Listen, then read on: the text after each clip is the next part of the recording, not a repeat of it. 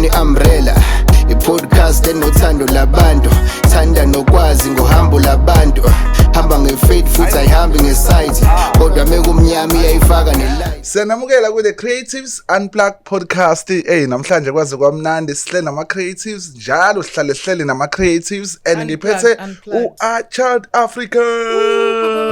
Sister of the show, welcome to another awesome epic episode of the Creatives Unplugged podcast here at Movies Media Studios. Oh, hlele nama-creative unplugged. I'm a creative unplugged. Hlele nama-creative. Mangicwa leyo ngahlangana nenye ingane ethi hlele nama-creative sometimes. Which was nice plus sakula sasifakele yethi spice. Kodwa u-right sister of the show. Ngiright brother of the show. Ngiright kakhulu. Yazi ngenza ngibe right. Kunesikhathi la uvela uvakashele khona abantu abaningi nalaba abahlale beyibona into oyenzayo yenhle oyenzayo sonke isikhathi. Guys, ngicela nipay attention. Yazi ukuthi guest yethu namhlanje kahle yasibhalela ku Facebook. Okay. Yathi Creative Unplugged podcast. Ngine artist engifuna uku-introduce kanje igama lalo usibani and ave siwalandela lawo ma message siyafisa ukuthi abanye basisendele because manje iyakhombisa ukuthi umsebenzi uyabonakala. Angazi ithi ndiya ngoma lethi umsebenzi uyabonakala umsebenzi uyabona. Siyabonga kakhulu. Ngicela ukuthi uthathe le thuba si welcome i-guest yethu Umzamo Ngobo Mapolowa.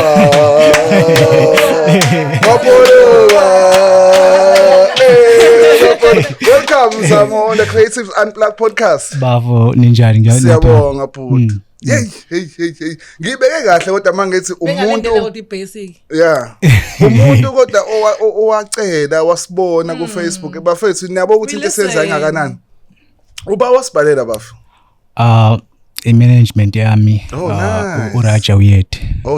So yes ngisipana naye ku team Walking Entertainment. So it's a company record label. And then there's also a Golden Hearts SK. Like nje sisipana sibaningi siyi team nje yabo. Yes. And ngiyajabula kakhulu ukuthi nakwazi ukuthi nibuyele kuthina. Ukushuthi nani ubona umsebenzi. Sawubona. Plus ke into ewesi abagcina ukuthi please invite us. Baphutha ngisho ile ntonjani nafaka ngisho screenshots se profile. Kwathi kusenjalo kwathiwa screenshots se Facebook. So yonke into uyayibona like lo muntu lo okay ufuna ukuzwa okay ngana i profile. Hayibo sengenza umsebenzi kanje uyabona nabantu osesebenze nabo. Thank you very much. That was amazing for us to see that. Akubona butwana. Mhlawumbe before siqale nje asivele sitshengisa abantu ukuthi masikhuluma ngomzamo abantu bazi ukuthi sikhuluma ngobani. Ayikho ingoma ongazizwisa yona mhlawumbe noma uthi ukudlalela ngeke ngabona uncinza isiginci. Ikhona.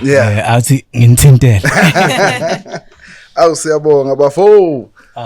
This is one of the songs engayibhala for Imalini. Oh nice. Yeah. So ikwi EP yabo esazophuma nje maduze. Okay.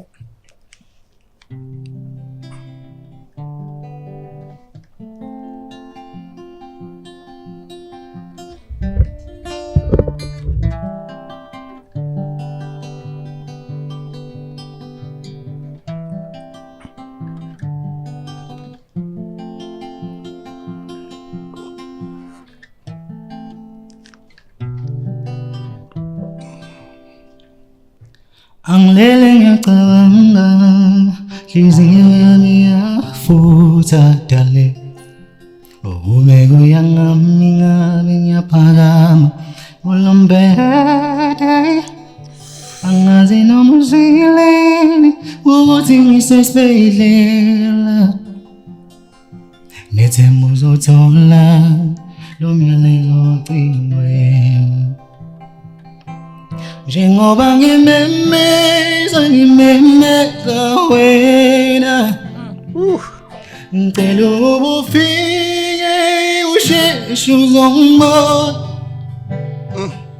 isimo sasibucayi ngisesibhedlela ngithi phendula phuthuma babe umngeni ngilahlile ungilahlele wena Dalithi uyuzongibona amathemba ami wonke adlele kuwe Mangifa namhlanje wena uyongizilela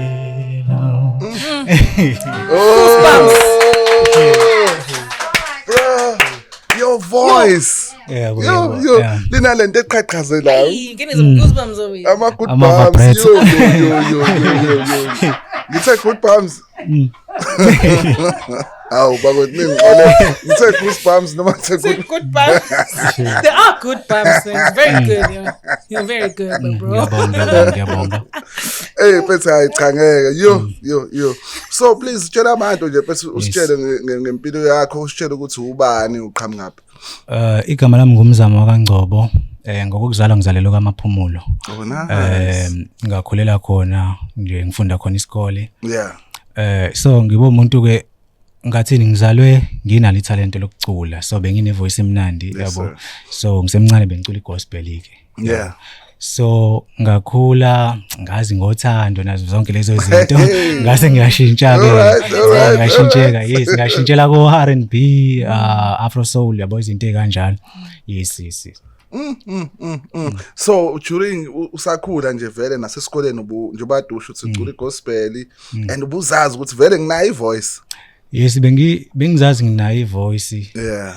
but ngalezi ayikhathi leza bengisasaba ukuyiveza yabo yeah but ke ngicathi ngize ngaqala bengifunda grade 9 Yeah. la ngiqala khona ngayiveza Ke khona nendawo isikole ke lapha kaMaphumulo. khanya kwezwe Phela unabakhaya la angithi South Coast. Maphumulo. No uMaphumulo umushona ngapha ngako yeah ngako umushona ngalo Verele Mpamshele. Oh ngiya confuse. Okay. yes Yeah. So wayishaya nje nasesikoleni. ngayishana sesikoleni High so school. the time ngiqala ke like ukucula abantu abaningi babe surprised ithi hayibo lo mjitha lo because mina bengumjitha othulayo nje like esikoleni yes bengumjitha othulayo Ngiyabona Maphumulo. Okay. yeah so bengumjitha othulayo and then ke the time ngiqala ukuvela ke hayi baba surprise abantu yabo ukuthi hayibo lo mjitha uyacula yabo yes And then you went maybe naseTertiary waqhubeka nawo music. Shuthi ngeshwa ke angazi ngiyi-tertiary because ngashawa amasenti yabo. Yes. So ngibe umuntu othe meqeda esikoleni ngase ngiza eThekwini. Oh okay. So ngizozama nje amatoho izinto kanjalo. So ila ngifike khona ngahlangana no Raja Uyet. Igama lakhe langempela uAyanda Ngcobo. Yes. So umuntu ubafo kahle yabo. So ngahlangana naye ke so uproducer naye futhi uwenza music. Uyarapper, uyacula futhi naye yabo. So ngahlangana naye ke walithanda italent lami. So siqala soba uThundi siphusha nje indawo yemusic and then sahlangana nabanye ke futhi abafowethu like sabuilda nje i-team strong yabo. Njengoba kade ngibala eqaleni. Yes. So na production khona la yes production nje kuningi esikwenzayo because even nama music videos udwa music videos yes so kuningi nje esikwenzayo so work wise akaze nje udedekele enkampani nezithize lapho uthi phela ngiyazi music ubuye uhambe kancane ayikho enye experience obe nayo kanjani mina ngathini always nje umsebenzi angazi ngize ngikuthande yabo nje kuyoshayelwa umphathi umthetho angazi so bengithola nje so bengithola nje mhlawumbe uthola ukuthi inyanga kwesinye isikhathi kube ngaphansi kwenyanga oh yes because ngilo muntu mina bona yabo into engingakwazi kuyenza kahle ngiyayishiya because ngiyazazi ukuthi ngiyenza kahle yabo so ngafocusa ku music cathi iwona nje ngisabambelele kuona kwamanje kenzeka mfethu ukubona awu asilast ngaphandle mawuthola into eziheart yakho eclose vele kuyipassion ekuba icreative kahle uthola ukuthi ngangaba umerchandiser lapha ku Pick n Pay but angilastanga yabo so ngiyabonga mfethu mawukuthi uyibambe kanje ku music mhlawumbe before siye deep nje mongasitshela nje iexperience usube nayo kulomkhakha lo mawuqala umusic ufile kanjani mhlawumbe ifamily supportile how was the experience when you were starting music ngase side lika baba. Yeah. So ibe khona isupport kubaba omncane. Yeah. But ngokuhamba kwesikhathi because abantu baye bebone umusic wakho into yenza mawuthi ayiphumeleli. Yeah. Indoda ngeke manje. Yabo usuthatha isikhathi esiningi. Hamba manje ufuna umsebenzi yabo. Yeah. Kodwa ke ngala komalume hayi no bebengisupport nje kakhulu uma bengisupporta omalume yabo nje. Yeah. Yeah. So manje mawuqala ke ukurecorda, when was your first experience stepping into a studio? Qala kwami ukurecorda ngiqale ngahlangana nomunye umdictor ekuthiwa uLeon. uLeon ebenza trap soul yabo. So mina ngisaqala ngoba bengijwayele igospel yabo. So nginalo music ngenza lo music lo uthi ngifuna ukuthinta impilo zabantu. Ngiyabona ukuthi inspiration yakho olundi kanje. Yes. So manje uLeon ngizoqala ukurecord umuntu futhi hayi ngendoda. Ngicela ukuthi ngikufake kulama beats ilawo ama beats ahambayo trap soul. Yabo. Manje ngiyayibuka le nto le. Umjiza lona uyangishintsha manje indlela engiyiyona. Ngizokwenza njani manje? Ngithi hayi okay. Kanti ngenhlanhla ngumuntu ngathini ngiyashesha ukubamba. Yabo mengalalela nje mhlawumbe lo music lo. Yabo. And then ngagcina ngikwazileke ukuyenza ingoma. Kodwa nje ngaba nenkinga ukuthi le ndoda iyangishintsha manje yabo. Ngajabula sengihlangana noRaj because uRaj yena umuntu wangivumela ukuthi ngibe yimina. Yes. So ubuwena kahle kahle kuyini R&B? Ngasho ukuthi R&B/Afro soul lapho nje. Yes. Okay, so manje obviously you are a singer and you are a songwriter and you write for artists amaningi nje uchaza ukuthi even imalini. Is the other artist maybe that you can mention or other things projects you've worked on mhlawumbe ungawazi thina? Okay, there is The Visionaire. So I don't know noma wase Phoenix but usebenzela khona la eThekwini. So ngimbhale ingoma na futhi nje mhlambe niyayazi onikenizwe mhlambe on radio ku Cause FM. Okay. Isihloko sayo sithi yasho iculwa imalini. Okay. Yes. So ile ngoma leyo. So ngisabhalela imalini nayo lo amjitha lowana. Abaningi bengahlangani nabo. Okay. Yeah. And then for yourself, are you working on certain projects? Have a single out? Khona isingle engisanda kuyikhipha amapiano. Okay. Yes, so ngifeatureishe kuyona uBlack Major, uRaja Uyed, iGolden Heart, noG Will from Botswana. Okay. Yes, nice. Mina ngifuna ukuthola la ingoma le mhlawumbe uthola ukuthi kubona uyaqala ukurecorda usanda ukurecorda le wathi nje mfethu uyavele yaziwa abantu yangithatha yangifaka entweni. Ikhona ingoma okukhumbulayo kanjalo. Mhlawumbe back then nje nisaqala ukuhlanganisa iproduction. Ngathini nje bengumuntu oberecord emakhaya isikhathi so thola ukuthi yabo emakhaya izinto ayimovie kahle. Yes, yeah. So nendlela lokuthi khona istudio sitholile nje lapho kunzima. So ngasho nje ukuthi ayikho eyamove like ngisasemakhaya but then sengifeel yes.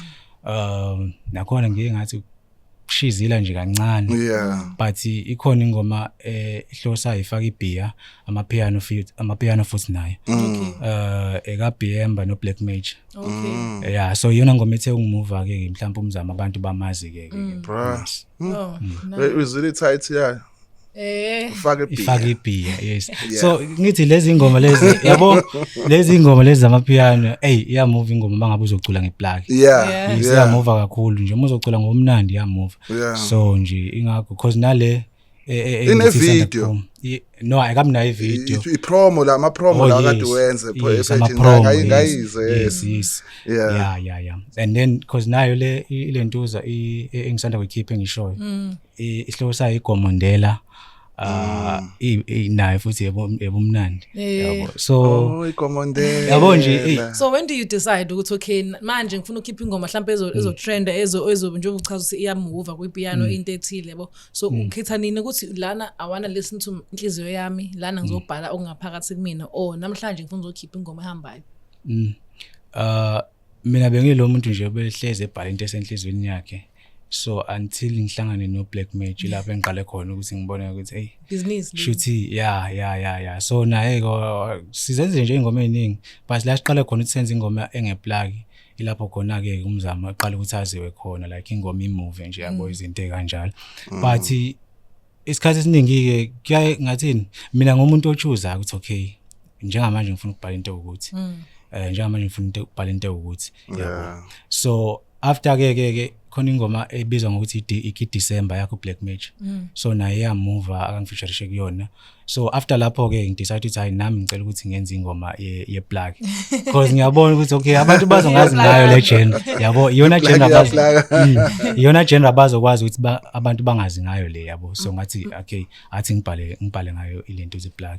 And there's nothing wrong with having a strategy as a musician, especially ukuthi usaqala usafufusa, but angicabanga ukuthi uyafufusa because I think ukuthi yabo nje experience everything yes, everything is put together. But sometimes so ukuthi abantu that are so talented abakwazi to get that breakthrough esidingayo like in the broader sense. So kubalekile ukuthi okay mangibona ukuthi lento le izokwazi ngibeka emehlweni abantu abaningi, then masusufikile ke lapho songaba reintroduce yourself as umuntu lo obuyena. So then I also wanted to find out ukuthi ngiyabona ukuthi une style. What inspires the style? Ngathini mina ngumuntu obukela kakhulu like labantu baphesheya mhlambe nje mubuka nawe indlela uyabona ukuthi uniyo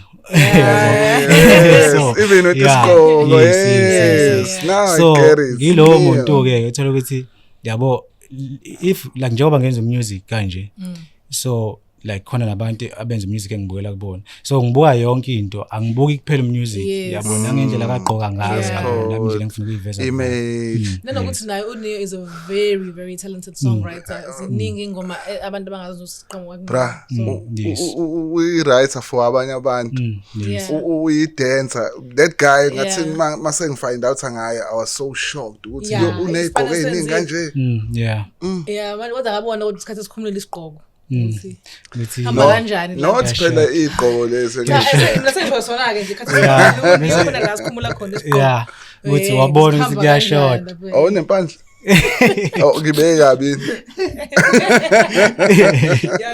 yakora ay cishe kuchekele ngakhona lapho mina into interesting when I was looking at your profile bra ususebenze nabantu abaningi like osicelo Gowani please take us through ukuthi binjani ijeni yakho usebenza nabo labo bantu and obani usicelo Gowani ngisipane naye as umuntu obefunda izinto kuyena okay njengesiginci ngisasifunda ke oh nice yes so yena umuntu engiye kuyena ukuthi hey bafuna ngifuna ukufunda isiginci yabo ngifuna ukuthi nami ngiperform like ngishayela isiginci yabo izinto kanjalo and then ke bengilo ngiya kuyena ngiyo recorda like ingoma yabo so yena umuntu obebuye like angifake in terms of ama backings ama harmonies yabo ukuthi okay lapha yenza kanjena yenza kanje yabo so nami ngagcine ngikuthola lokho ukuthi okay like mangabe ingoma uyilalele noma ekabani yabo kumele ufunde kuyona ukuthi okay like ama backings abafaka kanjani yabo zonke lezi zinto so it's not about ukulalela ingoma ukuthi imnandi kuphela yabo so usicelo Gowani ke umuntu obengifundisa nje izinto eziningi kanjalo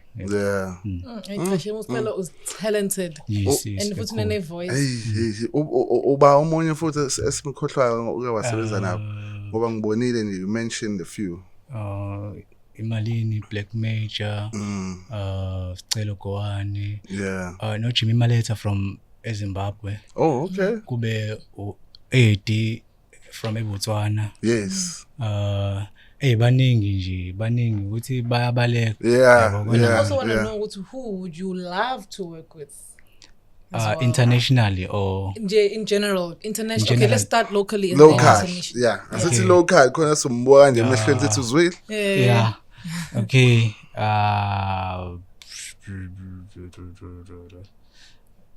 ngithanda ukusipana no khona le ntombazane le isanda kulentuza nje isanda kuvela uStahila ubani I don't know noma you know Stahila yes mele simqalasi kumele simbhese simthola awuyasho futhi naye lapho uzoyibona le clip njengamanje uyasho ngephimba uyasho uyena Stahila kube no producer bamapiano nje oh yes obala bo producer Hurricane ngeke ngasipana naye Okabza oThukzini yabo nje bonke labo producer nje yabo and then internationally okay mhlawumbe oqala because ngasho ukuthi yabo lo international uLoyiso Gijana Okay. I don't know if Nyamazi no Loyiso lo bekuma idols. Yeah, Oh Yes, Yeah, yes. he's based in London, man. Yes. Loyiso. Loyiso nabo Niyo ngoba Yeah. sixoxa ngabo Niyo but ikakhulukazi uBeyonce. Yabo Yeah. Beyonce. Alright. Uyasho ngengile uBeyonce. So yena nje like ngathi iphupho lami like What's your favorite project by Beyonce? ngathini mina ngulo muntu lo downloada ingoma like angwa download like a project yonke yabo ziningi nje but khona le isihloko sayo sithi Spirit. Yeah. Ngiyayithanda kakhulu le ngoma. So cinematic, cinematic songs. Yes. Okay. All right. So and then Njoba, obviously you're a musician and you saw the business. Njoba, ufuna also to do ingoma that go with trends and stuff. How was the adjustment? Ukubona ukuthi music is actually a business. Kumele ngibe nama royalties kumele ngiregister kasam, kumele ngibe online futhi ngiposte. So digitally and both registering your music online. How was the transition? Because I'm sure nje bekumnandi nje uba se studio but there was a time where you became or made a way ukuthi khona any section in music abroad. Khona kungithatha isikhathi ukuthi ngikwazi ukuthi ngiyithathe serious lezo zinto lezo yabo. So njoba usho nje ukuthi like as umuntu oculayo kumnandi ku recorda like ukuthi ingoma yami yabo imnandi zonke lezo zinto lezo. So ngirealize ukuthi kumele ngiqale ngiregister like Samro banibani after ngigilekile. That's a story of most artists actually, like every artist ukancane. So ikhona nje ingoma esike sayenza nayo yaphusha kakhulu but ngeke ngilimention igama ingoma uyohamba usini uyakuyasho kuyena ngaphakathi manje. So ngileso sikhathi la ngibone khona ukuthi ngeke kumele ngiqale ngibe serious ngalezi zinto zama royalties yabo nje ukuthi yonke into iba up to date yabo. Ngibonga samshongo ukuthi uba kwenzakalani. First of all the time ingoma yenzi sibona siya trend ayikaphumi yabo. Sayibona siya trend ko social media. Okay, fana kwenza i-promo video. Umnikazi wayo uyayishaya ingoma uyiveza yena but yabo le party le akayikhathile engomeni imina nomunye ubafa esiculayo yabo lama part amnandi yabo. So washaya i-promo video so kutrenda yena thina sikho yabo and then yaphuma ingoma sikaze size silentuzo sayine lutho yes yabo izinto ekanjalo. So mangabe sengibuza ukuthi madoda kahle kwenzakalana le ngoma le iyahamba kodwa manje mina ngireceive lutho yabo hayi company collect ama royalties after 12 months yabo zonke lezo zinto lezo percentage nengakhulumi ngawo. Yes but ke ngiya understand vele ukuthi like industry njalo vele yabo kumele ukuthi udlule kuleso stage leso yabo ukuze nawe uzofunda yabo ukwazi ukuthi okay izinto zakho kumele ukuthi uyicheck ukwazi like ukuzenza like ngokwe business yabo.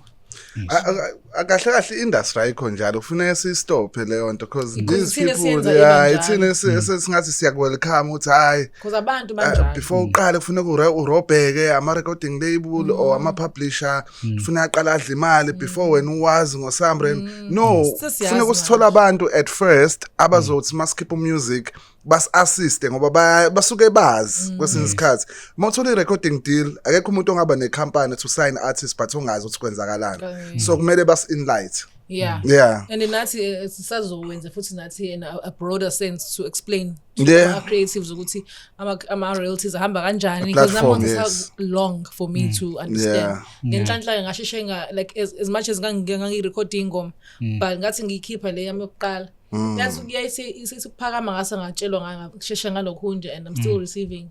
So I think kubalekile to also nani as lapha emakhaya artists creatives to host a session Yes. And then explaining, but at least if it's usuya. And how important is it for you to have management? I think it's another question. Kubaluleke kakhulu like isona sizathu esingenze ukuthi ngibe ne team like ngispana nayo because uyahlangana nabantu so ukuthi umuntu uyayiunderstand leyo nto ungayi-understand yabo. So kumele ukuthi ukwazi ukubasondeza eduze kwakho yabo ukuze bezokwazi ukuthi bekunikeze ulwazi. So that's the reason nami ngakwazi ukuthi ngibe ne team ngispana nayo. It's so amazing, Brass, to have you today. Ukuthi mina ngiyi-creative ngisuke ngijahe lezi zinto lezi zokwenza because the way introduce ngakhona wadlala isiginci, I'm sure mase sirapper up vele usazoperform. I am sure nami. But bengifuna freestyle. Yes. Ngifuna freestyle ngesiginci. Sikhombisa abantu the level of composition. Uthi masihlele studio senze njani. So uzoqhamuka nehook. Udlale usitshayele ihook ngingene ngerap mhlawumbe noArchald uzongena nga something but angikufaka kwi-pressure into esingayenza nje leyo njengoba sama creatives sibabonisa ukuthi a level of creating a song or of creating something kusuke kwenzakalana but before sivale bakhona abanye abantu esibakhohlwayo mfethu abadlale irole empilweni yakho to make sure ukuthi umzamo uyabonakala and njengoba manje sihleli nawo bakhona oqala bese ngimbalile oRaja.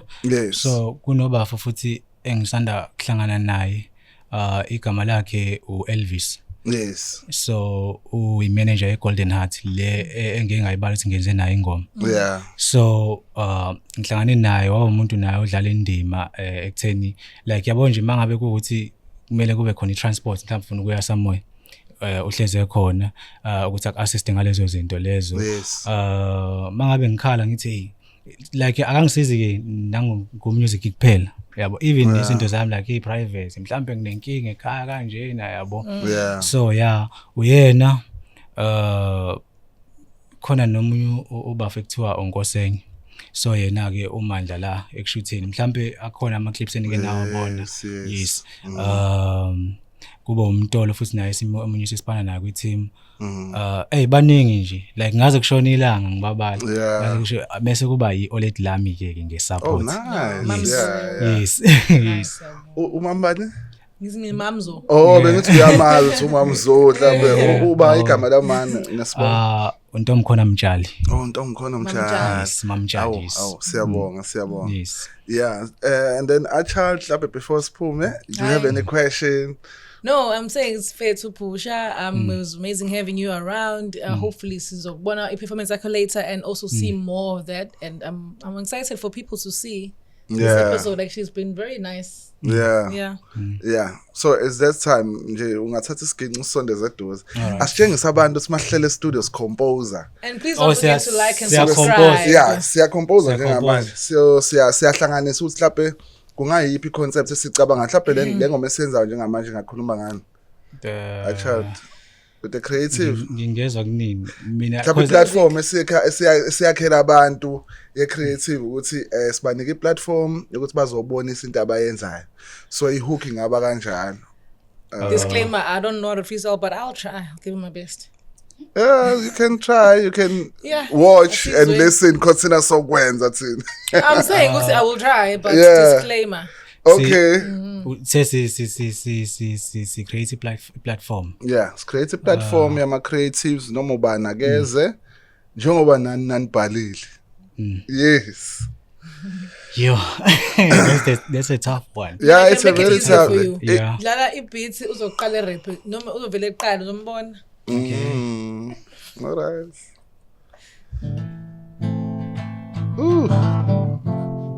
Sure. Woo. Ayibo. Sibonge nayi guitar ngiyizwa nayi ikhala. Sibonge wonke umuntu okwafika la ekhaya. Sibonge bonke abantu abakhaya. Lasuka khona noma ngabe suka eMlazi. I-creatives sifuna ukunika abantu ulwazi. Creatives sifuna ukuhlonipha abafazi. Creatives sifuna ukushana njengonyazi. Creatives sithi kuningi okumele ukwazi. Creatives siyasiphusha amathalente. Sifuna ukuqwashisa ngisho abantu abasha. Sifuna ukubona makuthi uthanda ukuphasha. Makuthi mhlambe wena uthanda uqhwasha. beka phansi musuqala phansi yo ngiqala phansi lento ngathi ikhala phansi mayidlala isiginci ngathi kudlala igitha bafwethi kwaze kwamnandi ngeTwitter ngathi kushoda ichorus ngathi kushoda ibonus ngathi kushoda ichorus le platform izonika ithemba ikunika amandla okuqhubekela phambili le platform izonika ithemba ikunika amandla okuqhubekela phambili qhubeka phambili sister of the show qhubeka phambili wonke umuntu uyangazi qhubeka phambili our sister of the show qhubeka phambili. I love the hook. I want more time. It's platform. Yeah, forgetting.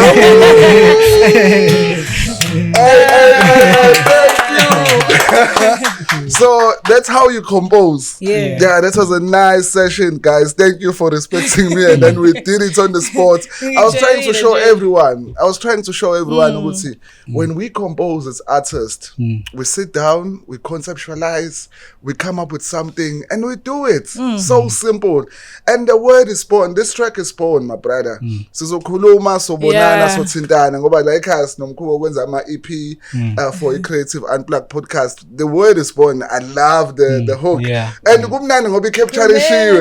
Angeke ibale ingabale emqondweni wakho but sisesoyikhumbula. Mhlawumbe last word amagama okugcina kwi-youth kubantu abasha kubantu abama-creative. Ngathi nje yonke into esiyenzayo esiyenze ngothando. Oh nice. Because into uyenza ngothando like uyenza 100%. Yabo akekho umuntu okwazi ukuthi akujudge athi lapha wenze wrong yabo. So into yakho umuyiphiwe nje uyithanda yenze nje ngokuyithanda ubekezele kuyona noma ngathiwa thatha isikhathi esingakanani uzofika la ufuna ukuya khona. Nice. And Achal, last words? Yeah, man, it all comes down to love. Yeah, that's my favorite saying actually. And nathi nje basila siyithanda into esiyenzayo, siyanthanda nani. Thank you so much for your support. Please don't forget to subscribe. And this is our 50th episode. 50. Sexplaniwe like high. And nothing would have been possible if it wasn't about love. So as love and teamwork. Yes, teamwork. It's loving what we nje ngicela ukuyibeka phambili crew. Ngasibeke nje mhlawumbe isibuko la. Next time ngathi labantu sobabiza beze la ngoba ke ngoba mhlawumbe mase sifike 100. Mase sifike 100. Bafo bakuthola kanjani mabekudinga abantu on socials? Ku Facebook umzamo Ngcobo. TikTok umzamo Ngcobo, Instagram umzamo Ngcobo. On Twitter umzamo Ngcobo. Nice. Yes. I'm just thinking about this now. Abantu bangcobo bayethanda lesigqoko lesi because noma umdu usifaka lesigqoko lesi. Umapolo. Umapolo. And then don't forget to find us on TikTok, Instagram at The Creatives Unplugged Podcast and also on YouTube under Movies Media Studios. Yes, and sesiphuma igama lami uMhliko uSihlo kaNdima. Wonke umuntu uyangazi, ongangazi usiyangazi. Sesibaleka sithi nje sicela ukuvalelisa manje. Bye bye.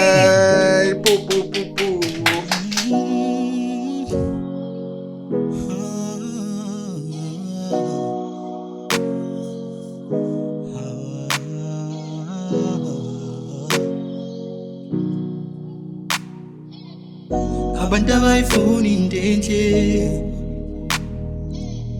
bafuna ubona ukhali nyembezi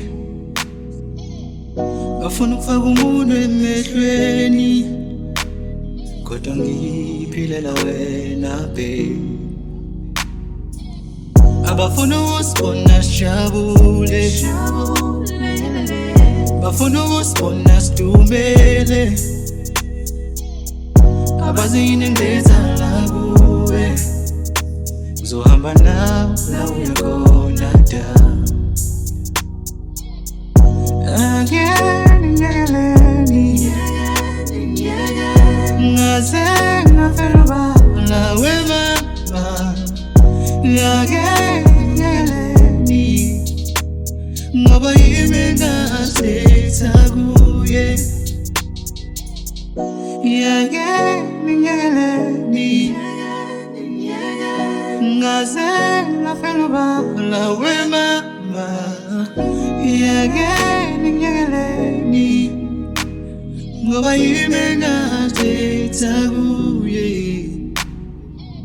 Kizio yami chabule Wenzi inkinga zami jule Umsusu mthwale mahlombe ami Kodwa abantu abakwazi lokho Abafuna usibona sijabule Bafuna usibona sidumele Abazini ngezala kuwe Zohamba nawe la uyakhona da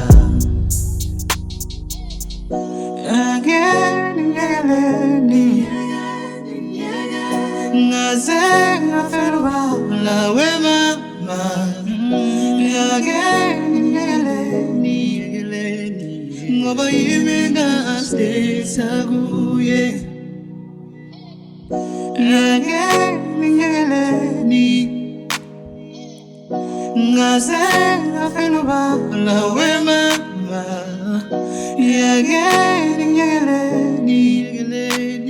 Ngoba yimi ngasetha kuye